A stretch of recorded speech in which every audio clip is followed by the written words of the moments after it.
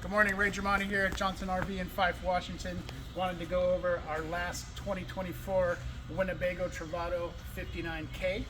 Follow me, we'll take a look inside. One of the things here I want to point out as we're coming up, you've got your running board, a fixed running board there, as well as a wind sensing awning up top. Hopping in here, as you can see, this is a twin bed design that does convert into a king size bed. Got your swivel TV with the sound bar. Obviously our swivel chairs on the front too.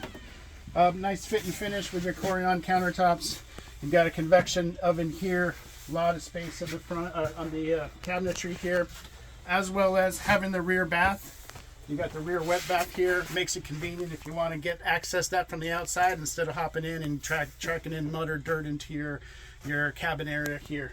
If you're interested in seeing this last model, saving a bit of money, this is Ray Germani at Johnson RV in Fife. Thanks.